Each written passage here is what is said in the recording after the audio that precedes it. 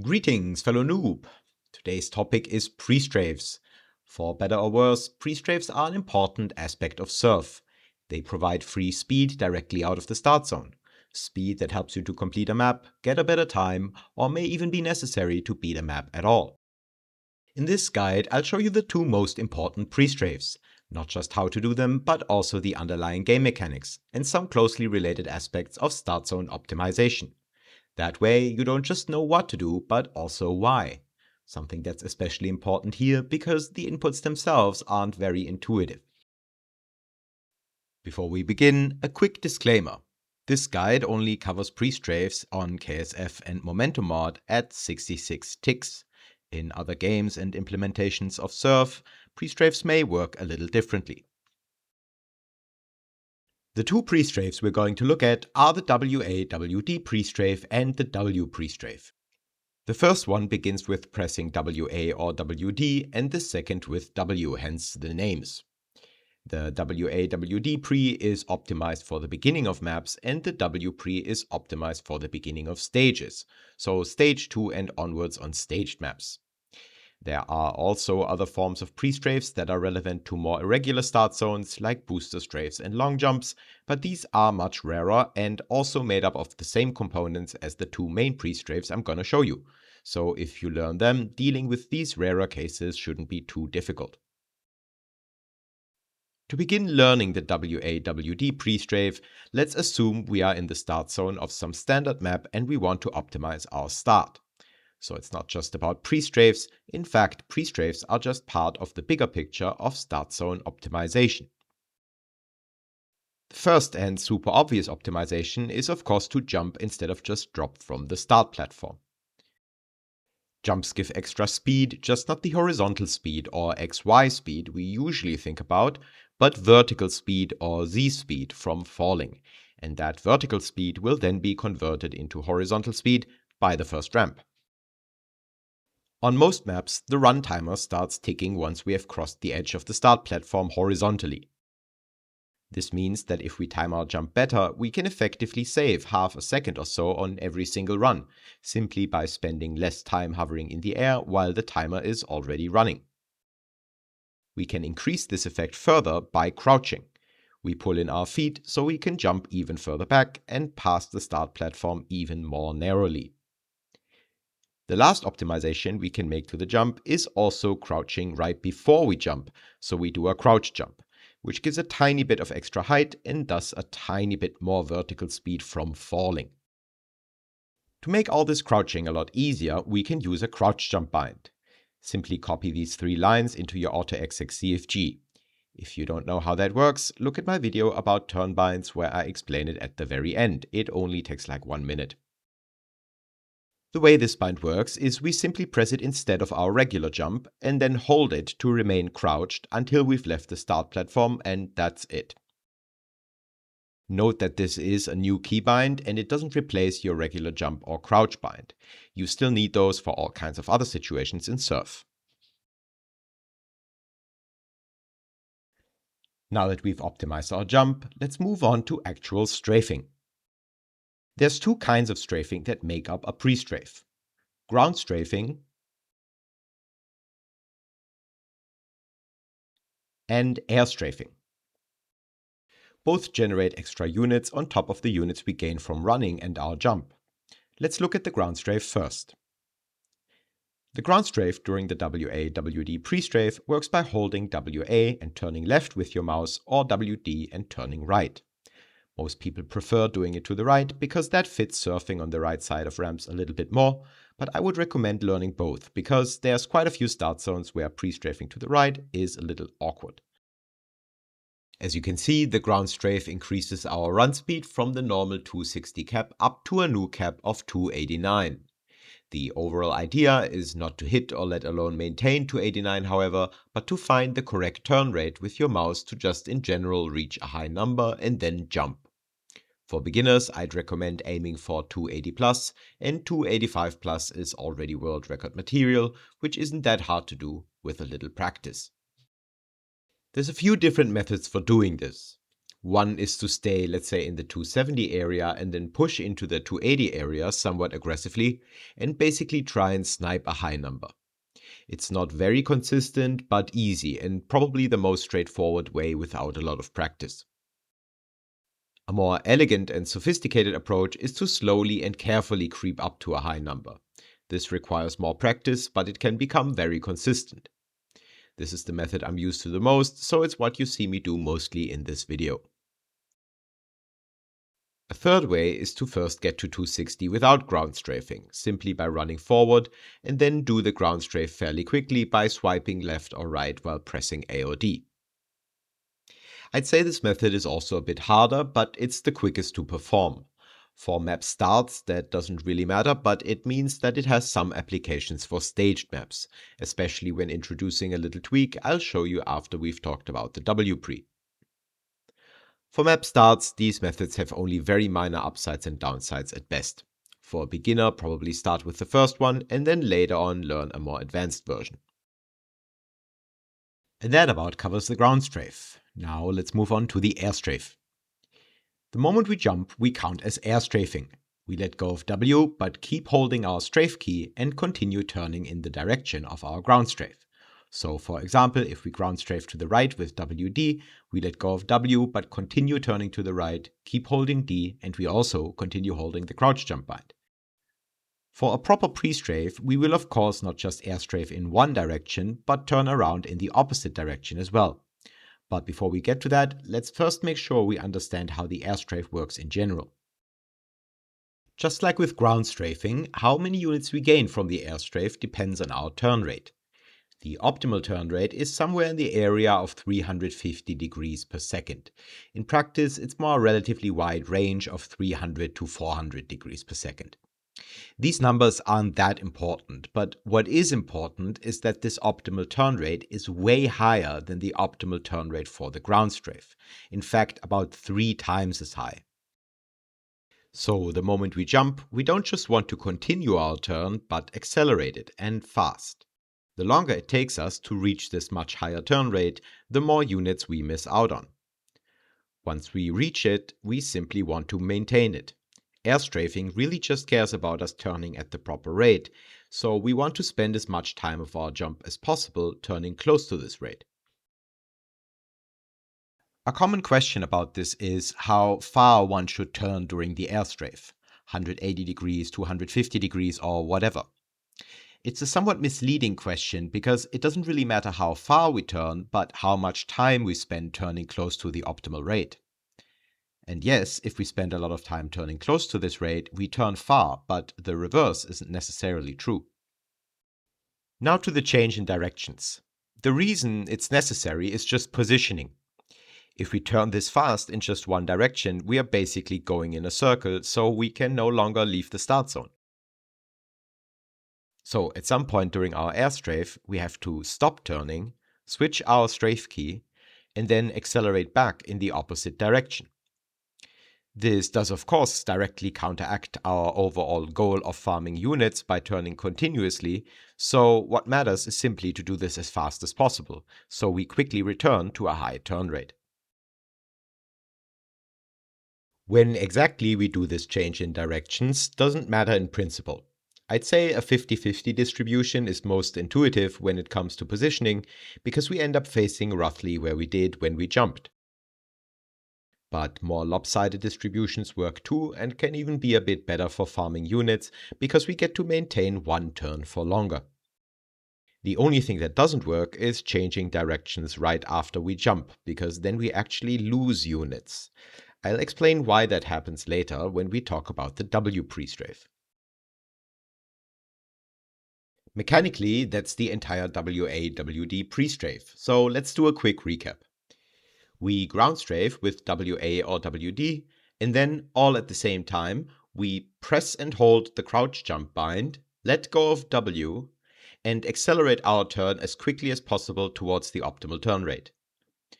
About halfway into our jump, we stop, switch to the opposite strafe key, and turn back in the opposite direction, again accelerating as quickly as possible. Once we are out of the start zone, we let go of the Crouchjump bind. The maximum horizontal speed we can have exiting a regular start zone is 350. Theoretically, you can reach slightly higher numbers, but 350 is the maximum in practice because start zones have a speed limit that cuts off any speed beyond that. Together with the 322 vertical speed gained from a crouch jump that perfectly cuts the start zone, that leads to a combined XYZ value of 475. That's what's often called a perfect prestrafe. In practice, the difference in the impact between, say, a 460 and a 475 pre is small, and the difference between a 470 and a 475 pre is microscopic. It really is just 5 units. At the same time, a 475 pre takes way more practice and effort and is less consistent. Practicing prestrafes is an extreme case of diminishing returns. On the other end of the scale, however, the difference between doing no start zone optimization at all and doing a basic prestrafe is significant. Faster times and easier comps, and a basic prestrafe is much easier to learn. So, while perfecting the prestrafe isn't worth it for 99% of surfers, including myself, learning a basic prestrafe is worth it even for beginners, in my opinion. Not complete rookies, but tier 2 surfers, roughly speaking. For a beginner, I'd recommend learning how to do a 440 to 455 prestrafe consistently, something like that. That's how you're getting about 70% of the juice with about 10% of the effort. To do this, focus on getting a good ground strafe and a tight cut of the start zone, but don't overdo it with the airstrafe because that's the part that's genuinely difficult. In the end, it's mostly just muscle memory, so you mainly learn it simply by doing it over and over and over again, and over time you will get better at it. One advanced option for the airstrafe is using turnbinds underneath your regular mouse movement, because turnbinds provide a set rate of acceleration and deceleration instantly. The impact is realistically very small, and they don't do anything you couldn't achieve manually, but they can make a good pre-strafe easier, more consistent, and less strenuous on the wrist, especially when playing at a low sensitivity. It's not something I'd recommend to a beginner, since it makes everything a lot more complicated, but turnbinds are of course an important aspect of surf. I recently published a video about them, check it out if you're interested.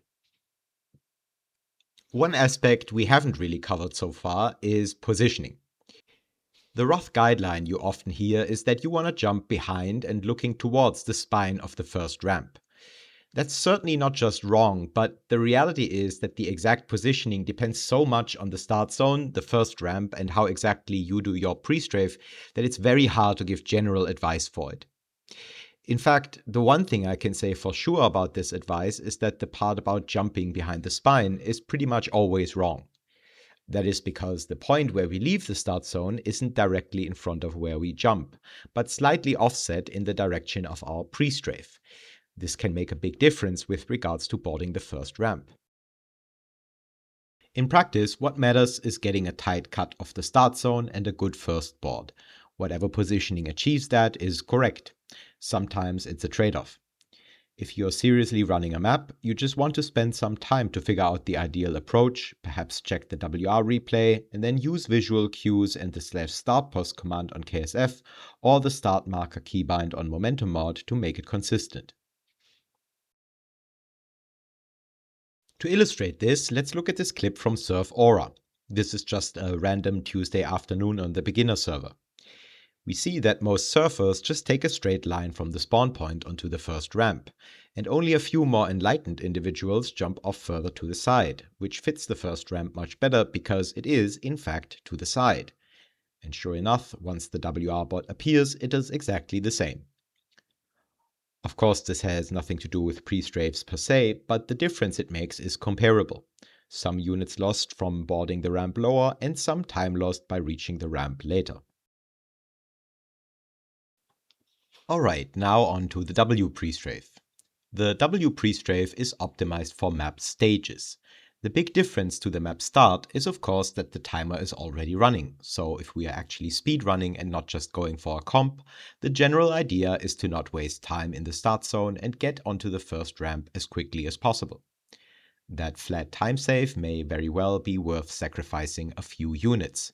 That's sort of the general idea behind the W-Prestrafe. Just like before, let's start at the very beginning and optimize how we deal with the stage start zone in general.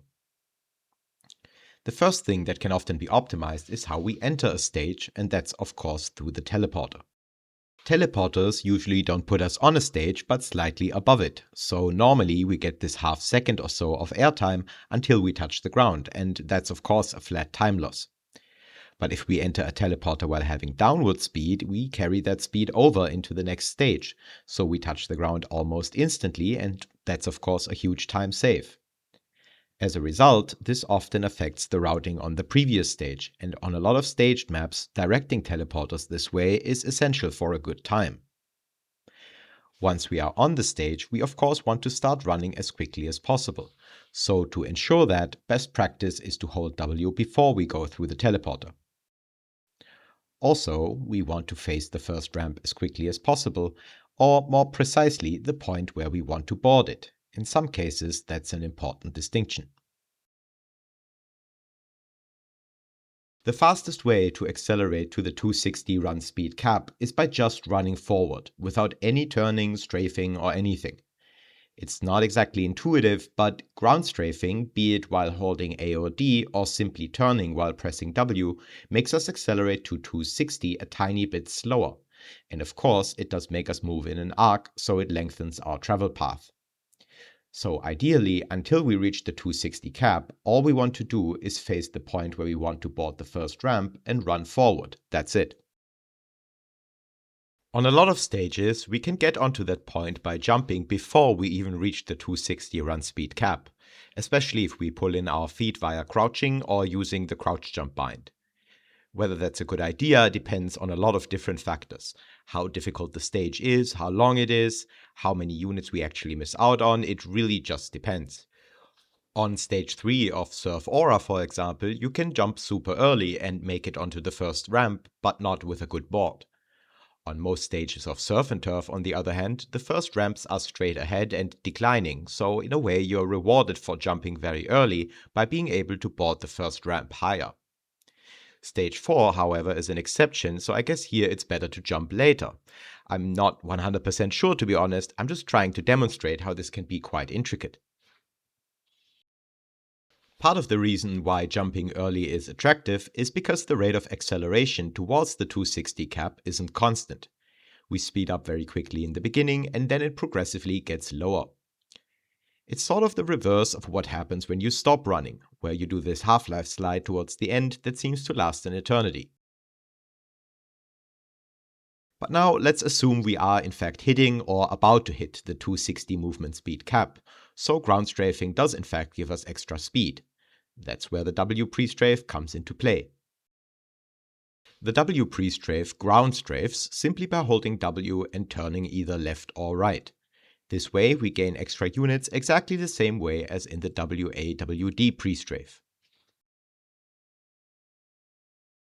The idea here is generally not to reach very high ground speed numbers in the 285 area. That simply takes a bit too much time and too much turning. Instead, we are looking more for high 270, low 280 jumps. As you can see, it really just takes a small swipe to either side to gain those extra units. With the WA-WD-Prestrafe, we would now airstrafe further in the direction of our ground strafe. If we ground strafed with WD, we'd airstrafe to the right. If we ground strafed with WA, we'd airstrafe to the left. But if we do that with the W-Prestrafe, we actually lose units quite mysteriously. The reason is a rather obscure quirk of the source engine called the dead zone. It originates from the fact that during our ground strafe, the direction where we look isn't the same as the direction of our movement, which, if you think about it, is pretty much the definition of strafing. The resulting angle defines the dead zone, and before we correct it by aligning the two directions, we cannot gain any units, and if we increase it, we run into the problem we just saw, we lose units.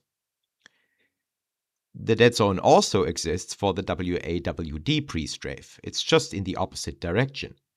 If we ground strafe to the right, the dead zone is also to the right. That's why the first airstrafe has to go in that direction. It's not just convenient, it's necessary. But with the W-Prestrafe, the dead zone is in the opposite direction to our ground strafe. So the moment we jump, we have to switch directions. If we ground strafe to the right, we have to let go of W, press A, and turn to the left. And if we ground strafe to the left, we have to let go of W, press D, and turn to the right. This takes quite a while to get used to, especially because pressing our strafe key too early means it messes up our ground strafe and we lose units that way. So to practice it, start by pressing jump and the strafe key in quick succession rather than at the same time, and make sure to change the directions of your mouse movement as quickly as possible. The principles for gaining units via the airstrafe are of course exactly the same as before. The optimal turn rate is still much faster than that of the ground strafe, and we want to spend as much time as possible turning close to it.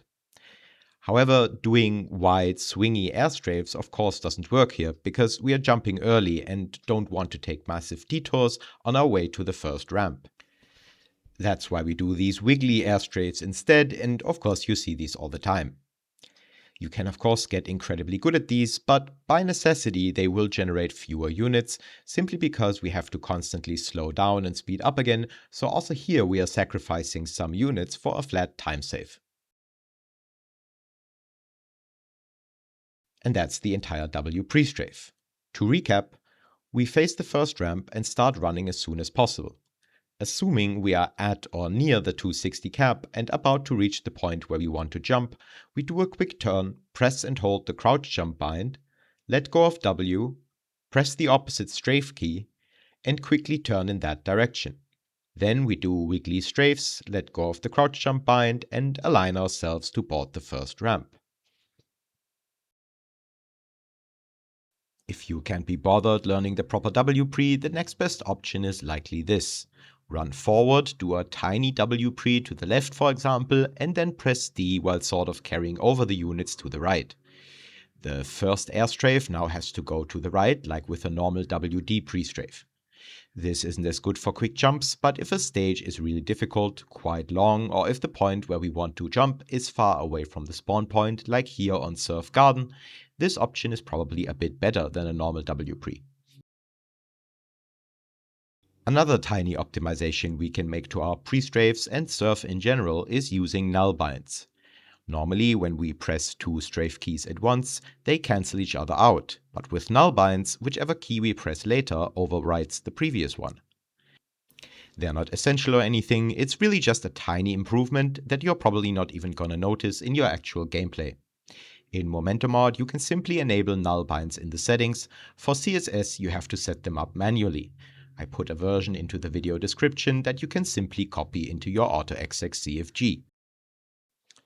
And that's it, all you need to know, and probably a little more about pre-strafes. Lastly, huge shout out and thanks to William, who helped me a lot by reviewing this guide and answering lots of questions. He recently published 5 different calculators with which you can actually math out a lot of different things in the source engine. It's really quite interesting. If you know something about pre-strafes I didn't mention, let me know in the comments. If you liked the video, leave a like and consider subscribing. That's it. See ya.